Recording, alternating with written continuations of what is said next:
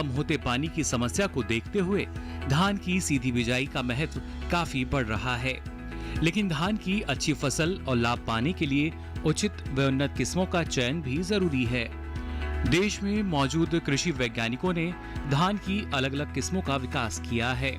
धान की बासमती किस्म का काफी महत्व है। इन बासमती किस्मों की देश और विदेशों में काफी बड़ी खपत होती है। पूसा स्थित भारतीय कृषि अनुसंधान संस्थान ने पिछले कई दशकों में अन्य किस्मों के साथ साथ बासमती धान की भी अनेक किस्मों का विकास किया है। दूसरी फसलों की तुलना में धान को ज्यादा पानी की आवश्यकता होती है। फसल की उत्पादकता बढ़ाने के लिए समुचित मात्रा में सही समय पर सुनिश्चित जल उपलब्धता बहुत महत्वपूर्ण है। लेकिन पिछले कुछ सालों में ये देखा गया है कि सिंचाई के लिए उपलब्ध जल में कमी हो रही है। इस कमी को देखते हुए टिकाऊ और अधिक उत्पादन के लिए जल प्रबंधन की अहम तकनीकों का उपयोग किया जाना जरूरी है। ऐसे में धान की सीधी बिजाई किसानों के लिए एक अच्छा विकल्प है। धान की फसल में कई तरह के कीटों और रोग लगने की आशंका रहती है। आमतौर पर कीट और रोग प्रबंधन के लिए समेकित कीट व रोग प्रबंधन पर जोर दिया जाता है। समेकित कीट व रोग प्रबंधन में प्रतिरोधी किस्में, सस्य क्रियाएं, यांत्रिकी विधियां, व्यवहारिक विधियां, जैविक विधियां और रासायनिक विधियों का एकीकृत ढंग से उपयोग किया जाता है। इसमें रसायनों को अंतिम विकल्प के रूप में इस्तेमाल करना चाहिए, न कि पहली पसंद के रूप में।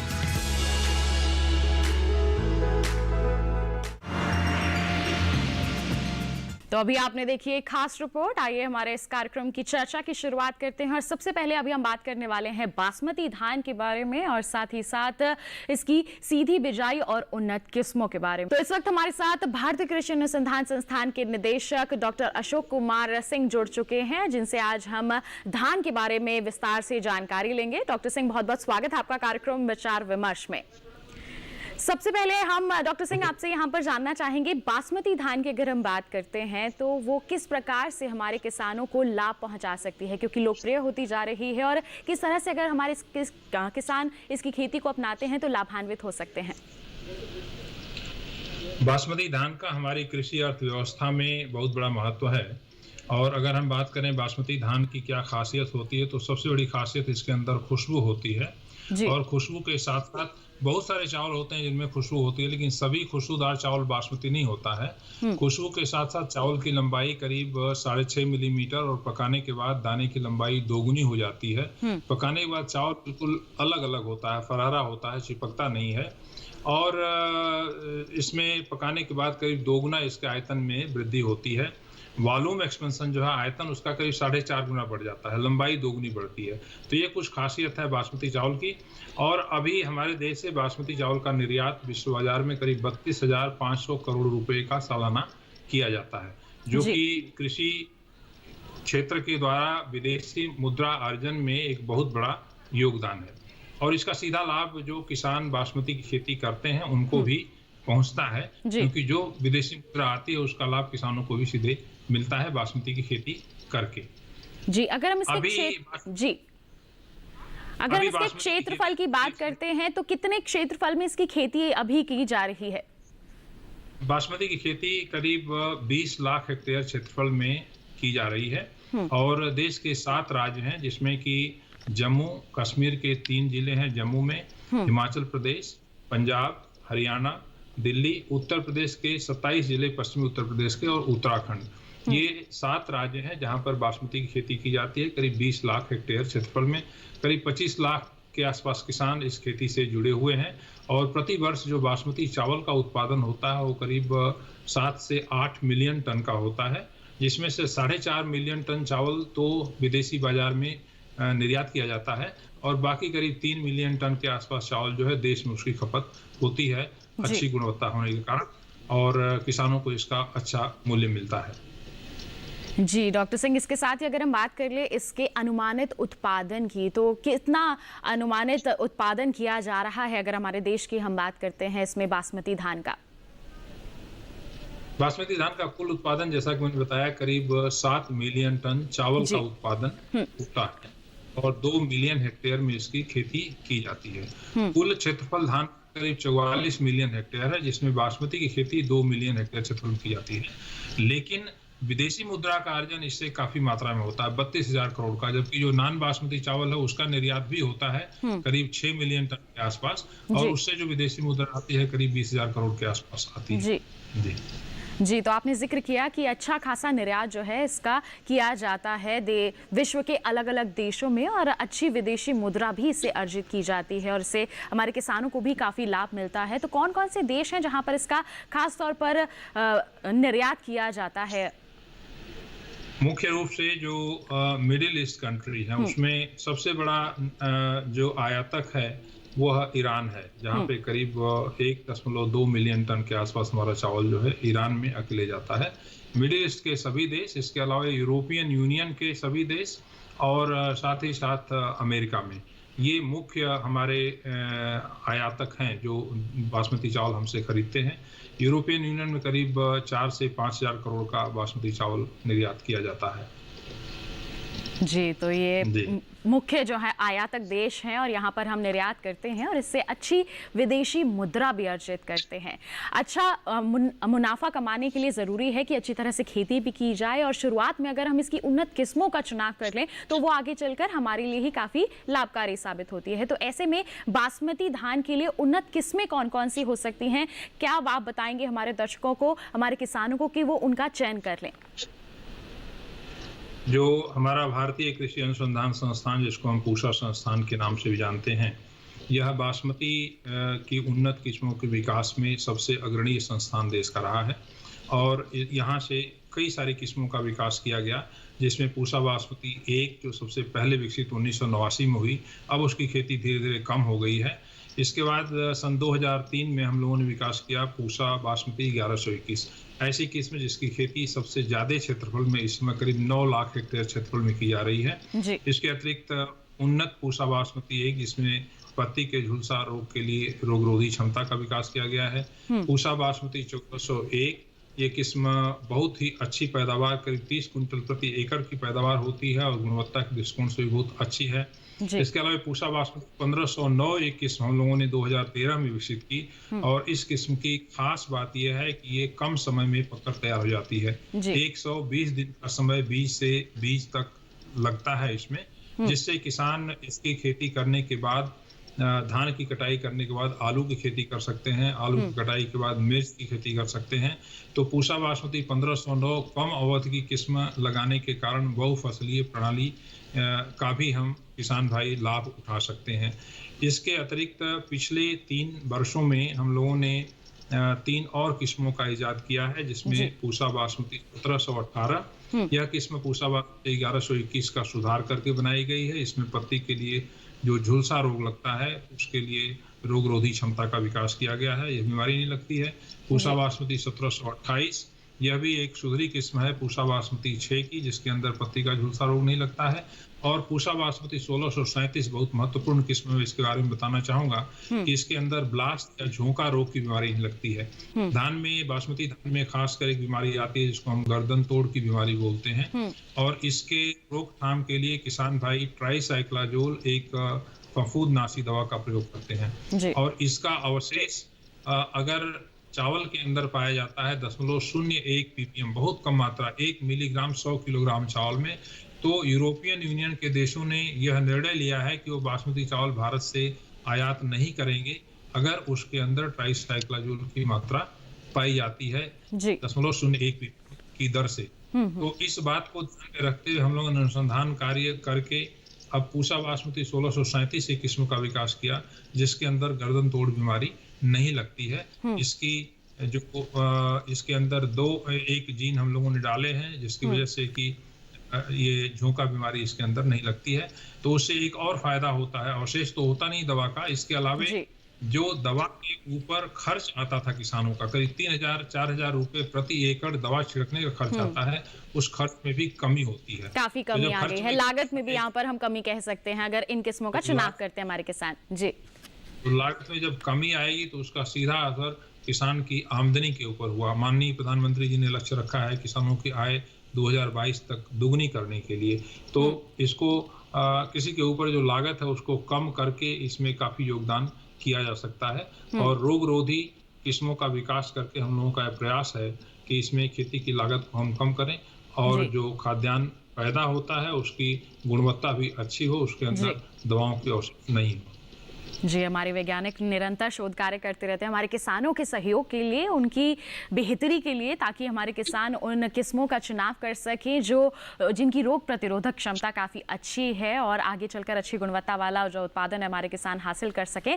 इसी कड़ी में मैं आपसे और जानना चाहूँगी बासमती धान के बारे में ही। जिक्र किया आपने कि इसकी खुशबू बहुत ही महत्वपूर्ण होती है। उन्नत किस्में तो एक बात है ही कि खुशबू के लिए काफ़ी अच्छी रहती हैं, और कौन कौन से कारक हैं जो इसमें खुशबू बनाए रख सकते हैं और सावधानियां क्या बरतनी चाहिए? तो जो खुशबू है यह एक रसायन होता है जिसको हम 2-एसिटाइल 1-पायरोलिन के नाम से जानते हैं। यह रसायन खुशबू देने का काम करता है जी। जब दाना धान में भर रहा होता है, धान पकने की अवस्था में होता है, उस समय अगर वातावरण का तापक्रम ज्यादा हो तो ये खुशबू उड़ करके वातावरण में चली जाती है। वोलेटाइल कंपाउंड होता है, उड़नशील पदार्थ होता है। तो ज्यादा तापक्रम होने पे खुशबू उड़ करके वातावरण में चली जाती है, दाने में खुशबू फिर कम होती है। इसलिए हम हमेशा किसानों से सिफारिश करते हैं कि बासमती किस्मों को बहुत जल्दी न लगाएं। उनकी रोपाई करीब जुलाई के प्रथम सप्ताह से लेकर के जुलाई के द्वितीय सप्ताह के बीच में अगर करेंगे तो जब पकने का समय आता है अक्टूबर के महीने में, तो उसमें तापक्रम कम हो जाता है और दाने में खुशबू काफी बनती है और चावल की गुणवत्ता भी बहुत अच्छी होती है। तो इसमें जैसे जो हमारी किस्में लंबी अवधि की हैं, जैसे पूसा बासमती 6 है, वो 155 दिन की किस्म है। पूसा बासमती 1121 145 दिन की किस्म है। तो ये तो वैसे भी जब पकती हैं तो अक्टूबर का महीना आ जाता है और नवंबर के प्रथम सप्ताह तक चली जाती हैं, तो उसमें कोई दिक्कत नहीं आती है। लेकिन जो कम अवधि की किस्में हैं, जैसे पूसा बासमती 1509 है, अगर इसको हम बहुत जल्दी रोपाई कर दें 15 जून को, तो ये 15 सितंबर को दाना भरने लगेगा। तो ऐसी स्थिति में उसमें खुशबू कम हो जाएगी। तो हम ये सिफारिश करते हैं कि जो कम अवधि की किस्म जैसे 1509 है, उसकी रोपाई जुलाई के प्रथम सप्ताह में ही करें, जल्दी न करें, ताकि उसकी खुशबू अच्छी बनी रहे और गुणवत्ता चावल की अच्छी आए। जी, तो ये महत्वपूर्ण बातें हैं जिनको ध्यान में रखने की ज़रूरत हो जाती है हमारे किसानों को। इसके साथ ही डॉक्टर सिंह जानना चाहेंगे आपसे कि कम जल की अवस्था में भी क्या धान की कोई ऐसी किस्में हैं जिनका चुनाव किया जा सकता है रोपाई के लिए?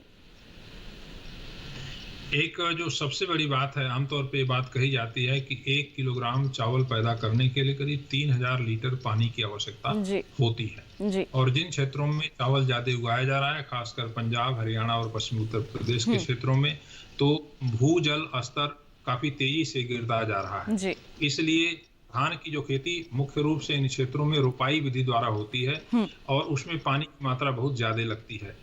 तो अगर हम धान की सीधी बिजाई करें, जिसको हम डायरेक्ट सीडेड राइस कहते हैं, उसमें पानी की करीब 30 से लेके 40% की बचत होती है। और इसके लिए हमारी जो बासमती की किस्में हैं, विशेष रूप से पूसा बासमती 1509, पूसा बासमती 1121, धान की सीधी बिजाई के लिए बहुत ही उपयुक्त किस्में ये पाई गई हैं। और इसका इस वर्ष विशेष रूप से चूंकि कोरोना के चलते जो श्रमिक पूर्वी उत्तर प्रदेश और बिहार से धान की रोपाई करने के लिए पंजाब, हरियाणा, पश्चिमी उत्तर प्रदेश में आते थे, उनकी संख्या में कमी आई है, जिसके चलते बहुत सारे किसान पंजाब और हरियाणा में धान की सीधी बिजाई के ऊपर जो है जोर दिया है उन लोगों ने, और करीब 15% रकबा जो है इस बार धान का सीधी बिजाई में जा रहा है, जिससे कि पानी की बचत होगी। और पानी की बचत साथ साथ ये जो उपयुक्त किस्में हैं, जैसे 1509 बताया मैंने, 1121, इनकी खेती सफलतापूर्वक सीधी बिजाई में की जा सकती है, उतनी ही पैदावार प्राप्त करके जितनी की हम रोपाई विधि से इसकी खेती करते हैं, और साथ ही साथ पानी की भी बचत होती है। कुछ विशेष ध्यान कुछ बातों का रखना पड़ता है, और डॉक्टर दिनेश कार्यक्रम से जुड़े हुए हैं, वो शायद इसके बारे में विस्तार में चर्चा करेंगे। जब सीधी बिजाई धान की करते हैं तो खरपतवार का नियंत्रण बहुत जरूरी होता है, क्योंकि उसमें खरपतवार, जो पानी हम रोपाई विधि में लगाते हैं तो पानी सबसे बड़ा खरपतवार नाशी का काम करता है। जब रोपाई के बाद पानी खेत में आप 15 दिन तक खड़ा रख देते हैं 5 सेंटीमीटर 10 सेंटीमीटर, तो खरपतवार अपने आप समाप्त हो जाते हैं। लेकिन सीधी बिजाई करते हैं तो उसमें पानी खड़ा नहीं रहता है खेत में, इससे खरपतवार ज्यादा आते हैं। तो खरपतवारों को नियंत्रण करने के लिए बुआई के 72 घंटे के अंदर पेंडिमिथिलिन नामक दवा का प्रयोग बहुत जरूरी है। और उसके बुआई के करीब 20 दिन बाद जो है एक दूसरी दवा आती है जिसको हम बिस्पेरिवैक सोडियम कहते हैं, इसका छिड़काव करें, खरपतवार का नियंत्रण बहुत अच्छी तरह से हो जाता है और खरपतवार का नियंत्रण हम कर लेते हैं तो सीधी बिजाई में धान की खेती सफलतापूर्वक कर सकते हैं, उसमें कोई दिक्कत नहीं आती है। जी, तो ये तमाम बातें हैं जिनको जहन में रखकर अगर हमारे किसान सीधी बिजाई करते हैं, खेती करते हैं धान की, तो अच्छा लाभ ले सकते हैं, अच्छी उपज आगे चलकर ले सकते हैं। अंत में आपसे डॉक्टर सिंह एक सवाल और करना चाहेंगे कि अभी आपने जिक्र किया कि कोरोना वायरस के चलते श्रमिकों की कमी तो हो रही है, और हमारे किसानों को कौन सी सावधानियां बरतने की ज़रूरत है जब वो धान की खेती कर रहे हैं, क्योंकि इस समय अपने आप का बचाव करना भी बहुत ज़रूरी है। बहुत अच्छी बात आपने कही, और किसान भाइयों ने इस बात का पूरी तरह से ध्यान दिया है, चाहे वो गेहूं की कटाई का समय रहा हो या गेहूं की कटाई करने के बाद अनाज को मंडी में लेकर जाने का समय रहा हो, या अब धान की रोपाई का समय रहा हो, तो उसमें किसान भाइयों ने जो सोशल डिस्टेंसिंग है, सामाजिक दूरी बनाए रखने का कार्य सबसे जरूरी है। मुंह पे मास्क लगाना, अगर मास्क नहीं है तो गमछा बांध करके रखिए। हर किसान गमछा गर्मी से बचाने के लिए अपने आप को सिर के ऊपर गमछा बांध करके रखते हैं, उसी गमछे को मुंह के रखिए। तो इससे जो है सामाजिक दूरी और मास्क दोनों का प्रयोग करके, इसके अलावा जो आप यंत्र कृषि में प्रयोग कर रहे हैं उनको सैनिटाइज करके कोरोना से अच्छी तरह से बच सकते हैं। और दूसरी बात यह है कि धान की जब हम रुपाई भी अगर कर रहे हैं तो उसमें आम तौर पे जो मजदूर रुपाई का काम करते हैं उनके बीच में सामाजिक दूरी बना के ही करते हैं, उनकी दूरी करीब 2 मीटर होती है। तो उस समस्या वो कोई ऐसी बड़ी समस्या नहीं है और इससे आसानी से बचा जा सकता है। जी, बहुत बहुत धन्यवाद डॉक्टर सिंह इतनी महत्वपूर्ण जानकारियों के लिए। हम उम्मीद करते हैं कि हमारे जो भी किसान बासमती धान की खेती से जुड़े होंगे वो बिल्कुल आपकी इन तमाम जानकारियों से जरूर लाभान्वित होंगे। बहुत बहुत धन्यवाद डॉक्टर सिंह। धन्यवाद। तो इसी के साथ कार्यक्रम में फिलहाल वक्त हो चला है एक छोटे से ब्रेक का। धान की सीधी बिजाई पर अपनी चर्चा को यूं ही जारी रखेंगे, लेकिन एक छोटे से ब्रेक के बाद आप कहीं मत जाइए, देखते रहिए हमारा कार्यक्रम विचार विमर्श और बने रहिए दूरदर्शन किसान पर।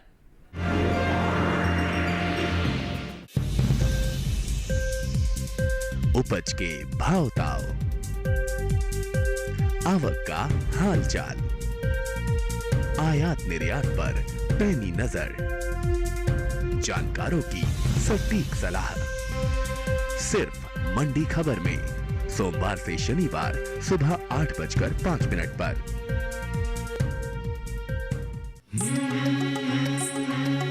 विविधताओं का देश भारत,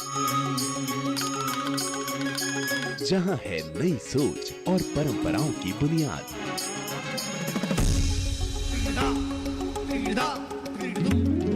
इनसे बन रही है नई पहचान।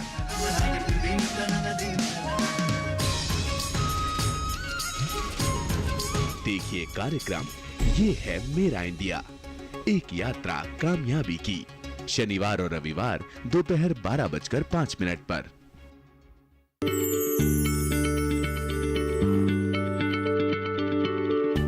क्या आप किसी बीमारी से परेशान हैं? चाहते हैं डॉक्टर की सलाह? तो हम हैं आपके साथ, बताएंगे आपको जीने की राह। समस्याएं आपकी, समाधान देश के मशहूर विशेषज्ञों के। घर बैठे बात करें देश के जाने माने डॉक्टरों से। हमारे लाइव प्रोग्राम स्वस्थ किसान में हर शनिवार शाम 6 बजे से 7 बजे तक। ब्रेक के बाद आप सभी का स्वागत है हमारे कार्यक्रम विचार विमर्श में। आज हम चर्चा कर रहे हैं धान की सीधी बिजाई और उन्नत किस्मों के बारे में, और अभी तक फिलहाल हम डॉक्टर A.K. सिंह जो कि निदेशक हैं भारतीय कृषि अनुसंधान संस्थान के, उनसे जानकारी प्राप्त कर चुके हैं बासमती धान और उसकी उन्नत किस्मों और साथ ही उसकी देखरेख किस प्रकार कर सकते हैं, तमाम बातों के बारे में। और अब हम चर्चा करेंगे धान की सीधी बिजाई और रोपाई के समय हमें कौन सी खास बातों को ध्यान में रखने की जरूरत है, और इस पर विस्तृत जानकारी देने के लिए हमारे साथ जुड़ चुके हैं डॉक्टर दिनेश कुमार जो प्रधान वैज्ञानिक हैं सस्य विज्ञान संभाग भारतीय कृषि अनुसंधान संस्थान पूसा नई दिल्ली में। डॉक्टर दिनेश, बहुत बहुत स्वागत है आपका। धन्यवाद सर। सबसे पहले आपसे जानना चाहेंगे, सीधी बिजाई के लिए बिल्कुल उपयुक्त समय चल रहा है, साथ ही साथ कोरोना वायरस का भी संक्रमण है, तो ऐसे में किस तरह से कार्य करते समय हमारे किसान सावधानी पूर्वक इसकी बिजाई करें? जी देखिए, बिजाई के कार्य में कई कई लोग एक साथ काम करते हैं और आपको कोरोना का समय चल रहा है तो विशेष सावधानी बरतनी चाहिए। बहुत जी। ज्यादा लोग इकट्ठे ना हो हम्म। और अगर आपस में काम करना हो तो कम से कम 2 गज की दूरी बनाए रखें। अपने मुंह पे मास्क हमेशा लगा के रखें। साथ ही साथ अपने हाथ की धुलाई साबुन से समय समय पे उसको जो है करते रहें और इन सब बातों का ध्यान रखेंगे तो आप कोरोना से भी बचाव कर सकते हैं और अपने धान की बुआई भी अच्छे से कर सकते हैं। जी, तो ये तमाम सावधानियां बरतते हुए अगर हमारे किसान धान की सीधी बिजाई करते हैं तो न केवल अपने स्वास्थ्य का ध्यान रख सकते हैं बल्कि अपने कार्य को भी सफलतापूर्वक कर सकते हैं। अब आपसे जानना चाहेंगे डॉक्टर दिनेश की कौन कौन सी दशाएं हैं या फिर कहें किन दशाओं में इसकी सीधी बुआई करना या सीधी बिजाई करना उपयुक्त रहता है?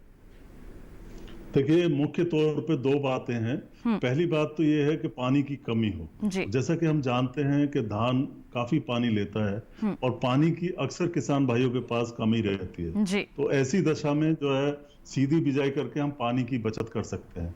और दूसरी महत्वपूर्ण बात यह है कि इसमें धान में जो है श्रमिक बहुत लगते हैं। जैसे पंजाब है, हरियाणा है या बहुत कहीं भी आप जाइएगा तो वहां पे धान की रोपाई में जो है श्रमिक बहुत ज्यादा लगते हैं, जो एक मुश्किल काम हो जाता है। और कोरोना की वजह से जैसा कि आजकल सभी जानते हैं कि गांव में जो है लोग एक पंजाब से, हरियाणा से, दूसरे राज्यों से माइग्रेट करके कहीं दूसरी जगह चले गए, यानी श्रमिकों की हमारे देश के अलग अलग राज्यों में कमी चल रही है। ऐसी दशा में तो ये वरदान साबित हो सकती है सीधी बिजाई, क्योंकि इसमें रोपाई का कार्य नहीं किया जाता, आपको नर्सरी तैयार नहीं करनी, सीधे खेत में आप धान को बो सकते हैं। तो श्रमिकों की कमी और पानी की कमी दोनों दशाओं में जो है सीधी बुआई से धान अच्छा रहता है। और तीसरे, ये पर्यावरण के लिए भी अच्छा है क्योंकि पानी का इसमें कम उपयोग होगा। और साथ ही साथ ऐसा पाया गया है कि जो हरित गृह गैसें होती हैं वो इससे कम उत्सर्जित होती हैं। तो पर्यावरण की दृष्टि से भी सीधी बुआई जो है लाभकारी है। तो कई लाभ हो सकते हैं हमारे किसानों को और साथ ही साथ हमारे पर्यावरण को भी अगर हमारे किसान इसकी सीधी बिजाई का चुनाव करते हैं। सीधी बिजाई कर रहे हैं तो ऐसे में किस तरह से खाद, उर्वरक और जल का प्रबंधन करना चाहिए ताकि आगे चलकर अच्छी उपज हासिल हो सके हमारे किसानों को? जी बिल्कुल, खाद, उर्वरक, जल का प्रबंधन है और साथ ही साथ किसान भाइयों आपको ये भी देखना है कि किस तरह से आपको इसकी बुआई करनी है। इसके लिए आप अपने खेत की तैयारी कर सकते हैं। एक गहरी जुताई करें, वो बहुत जरूरी होती है। मिट्टी पलटने वाले हल से या किसी अन्य हल से करें।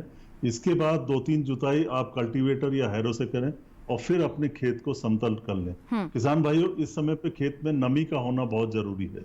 नमी खेत में होनी चाहिए। अब देश के कुछ हिस्सों में बरसात भी हुई है, जगह जगह नमी हो सकता है आपके खेत में हो तो आप तुरंत धान की बुआई कर सकते हैं। और अगर मान लीजिए खेत सूखा है आपका तो आप उसमें धान की बुआई करने के बाद उसमें एक हल्का पानी लगा दें जिससे आपकी फसल का अंकुरण अच्छा होगा। बुआई की दूरी इसमें आप जो है वो 20 से 25 किलोग्राम प्रति हेक्टेयर के हिसाब से 20 से 25 सेंटीमीटर दूरी रखें एक लाइन से दूसरी लाइन की।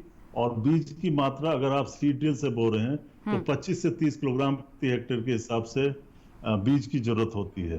साथ ही आपने शायद पूछा था कि उर्वरकों का प्रबंध और जल का प्रबंध किस तरह से किया जाए। जी तो उर्वरक प्रबंध के लिए इसमें नाइट्रोजन थोड़ी ज्यादा लगानी पड़ती है। जो हमारा रोपाई वाला धान है उसकी तुलना में इसमें 150 kilogram nitrogen, 60 kilogram phosphorus, 40 kilogram potash और 5 किलोग्राम जिंक। और किसान भाइयों, ये 5 किलोग्राम जिंक आपको 25 किलोग्राम जिंक सल्फेट से मिल जाएगा। तो ये उर्वरक आपको प्रयोग में लाने हैं। और इनमें नाइट्रोजन के अलावा जो बाकी उर्वरक हैं और नाइट्रोजन की 1/3 मात्रा और फास्फोरस, पोटाश और जिंक की संपूर्ण मात्रा आपको बुआई के समय देनी है। अगर आप फर्टी सीड ड्रिल का प्रयोग करें, ऐसी मशीन जिसमें उर्वरक और बीज दोनों साथ साथ लगाए जाते हैं, तो आपको बड़ी आसानी होगी। उसके माध्यम से आप इन उर्वरकों को लगा सकते हैं।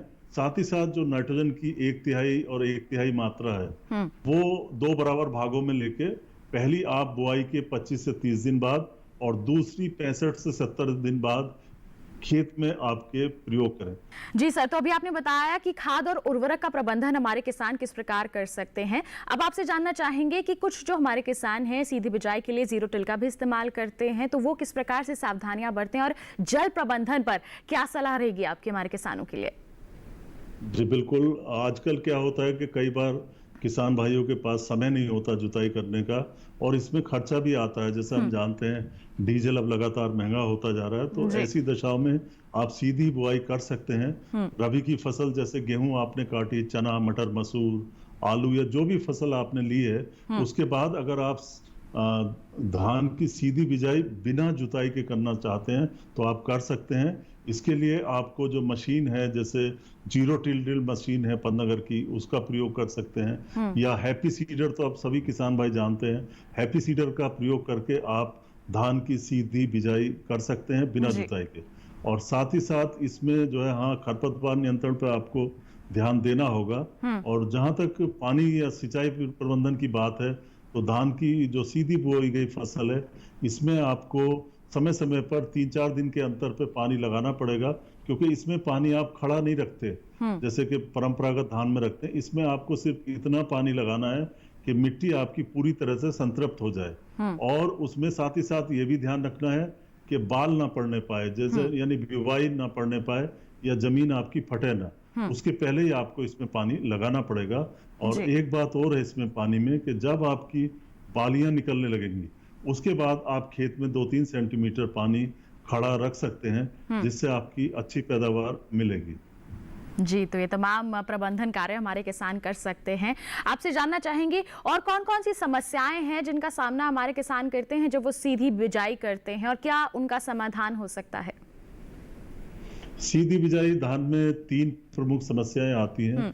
एक समस्या इसमें सबसे ज्यादा जो आती है वो निमेटोड की या सूत्रकृमि की आती है, और दूसरी समस्या खरपतवारों की आती है, और तीसरी समस्या लोहे की कमी की आती है। अगर हम खरपतवारों की बात करें तो सीधी बिजाई वाले धान में खरपतवार ज्यादा आते हैं, पर अगर हम तुलना करें परंपरागत धान से, तो इसमें खरपतवारों के नियंत्रण के लिए रासायनिक विधि काफी आसान रहती है। इसके लिए शुरू में आप पेंडिमिथालिन नाम की एक दवाई आती है, उसका 1 किलोग्राम सक्रिय तत्व प्रति हेक्टेयर के हिसाब से आप प्रयोग करें, और इसको 400 लीटर पानी में घोल लें। और घोल बनाने के बाद आप बुआई के 1 से 2 दिन के अंदर अंदर इसका छिड़काव कर दें। साथ ही साथ इससे क्या होगा कि 20 से 25 दिन तक आपके खरपतवार नहीं आएंगे। और फिर बाद में अगर आपके खरपतवार आते हैं तो उसके लिए 25 ग्राम प्रति हेक्टेयर के हिसाब से बिसपायरिवेट सोडियम, ध्यान से सुने किसान भाइयों, बिसपायरिवेट सोडियम, इसका आप छिड़काव कर सकते हैं। 400 लीटर पानी में मिला के 25 ग्राम दवाई प्रति हेक्टेयर के हिसाब से आप इसका बुआई के 25 से 30 दिन के बाद आप इसका छिड़काव कर सकते हैं। तो इस तरह से खरपतवारों की समस्या हल हो जाती है। निमेटोड की समस्या है, जहां तक सूत्रकृमि की समस्या है, ये भी एक गंभीर समस्या इस धान में बन जाती है। पौधों की बढ़वार रुक जाती है, पौधे पीले पड़ जाते हैं, और इस तरह के पौधों में बाद में आके बालियां भी नहीं लगती। तो अगर आप पौधों को उखाड़ते हैं तो आप देखेंगे कि उसकी जड़ों में जो है गांठें बन गई हैं, सफेद रंग की छोटी छोटी गांठें बन जाती है। इसके नियंत्रण के लिए आप 30 किलोग्राम प्रति हेक्टेयर के हिसाब से कार्बाफ्यूरान 3G, 30 किलोग्राम प्रति हेक्टेयर कार्बाफ्यूरान 3G नाम की दवाई आती है, दानेदार दवाई होती है, इसका बुरकाव आप प्रति हेक्टेयर के हिसाब से कर दें तो निमेटोड रुक जाता है। और जैसे आपने पूछा आदित्य जी के, तीसरी समस्या इसमें लोहे की कमी की आती है। जी, तो इसमें पत्ते जो है वो पीले हो जाते हैं, और पीले होने के बाद ये पत्ते सूख जाते हैं भूरे रंग के होकर। इसके लिए सबसे जरूरी है कि आप पानी का प्रबंध अच्छे से करें। जब ऐसा देखें तो आप खेत में हल्का पानी लगा दें। साथ ही साथ इसमें फेरस सल्फेट का 2% का घोल और 1% आपका चूने का घोल, ये दोनों घोल मिला के 400 लीटर प्रति हेक्टेयर के हिसाब से छिड़क दें, और 2-3 बार आपको छिड़कना पड़ेगा 15 दिन के अंतराल पे। तो इस तरह से जो 3 समस्याएं, प्रमुख समस्याएं हैं सीधी बिजाई वाले धान की, वो हल की जा सकती है। जी, और इनका समाधान आपने बता ही दिया है हमारे किसानों को। सीधी बिजाई की तो हमने बात कर ली डॉक्टर दिनेश। अब बारी आती है जो किसान पारंपरिक तरीके से इसकी खेती करते हैं, नर्सरी लगाते हैं, फिर उसमें से उसको पौध को तैयार करते हैं, पौध को फिर खुले खेत में रोपित करते हैं। तो जब नर्सरी से रोपाई के लिए उखाड़ रहे हैं पौध को, तो कौन सी सावधानियां बरतनी चाहिए जिससे सुरक्षित पौध मिल सके हमारे किसानों को? बिल्कुल, इसमें आपका प्रमुख उद्देश्य होना चाहिए कि पौध स्वस्थ हो आपकी, और जब आप उखाड़ें तो इसकी जड़ें ना टूटें।